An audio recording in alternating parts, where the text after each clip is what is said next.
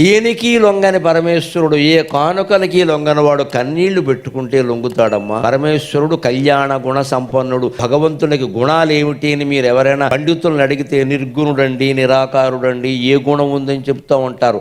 ఆయనకి ఉంటే గింటే ఉండే ఒక్క గుణం కళ్యాణ గుణం, కరుణ, దయ. భక్తుడు ఏడుస్తుంటే ఆయన చూడలేదు. నేను మహిమ కొద్దీ ఇక్కడ వెలిశాను, నా కళ్ళ ముందు కన్నీరు పెట్టుకుంటుంది ఆ ఇల్లాలు, ఆ దుఃఖాన్ని తీర్చకపోతే నేనెందుకు ఇక్కడ. అమ్మవారి దగ్గర ఏడిచానని ఒక శివుడిని ఒక గిల్లు గెలుతుంది, మొత్తం తిరుగులేదు. ఇంకంత ఆడవాళ్ళు ఏడుతున్నారు పట్టించుకోవే అంటుంది, అంతే మొత్తం పట్టించుకుంటాడు. మన ఇళ్లలో కూడా మీరు గమనించండి, తండ్రి ఒక్కోసారి మొండిగా బండగా మాట్లాడతాడు. వా అదవా నీ చదువు దండగా, నీకు మళ్ళీ ఇదోటి అంటాడు. అదే తల్లి ఏముంటుంది, మనం ఎలాగో చదువుకోలేదు, ఆడు చదువుకోతే ఇచ్చేయండి. తల్లి ప్రేమ తల్లి ప్రేమ. అందుకని అమ్మవారికి ప్రేమ ఎక్కువ. మనం ఆవిడ ముందు కన్నీళ్లు పెట్టుకుందనుకో ఆవిడ కరిగిపోతుందాం. తప్పు చేసినా సరే మొహమాటం లేకుండా చెబుతాం, ఏం బాధపడక. విషయం ఒప్పుకుంటున్నాం కదా, మనమే కప్పిపుచ్చుకోవట్లేదు, అహంకరించలేదు. తప్పు చేశానమ్మా కానీ ఈ దుఃఖం నేను భరించ అంటే తీరుస్తుంది.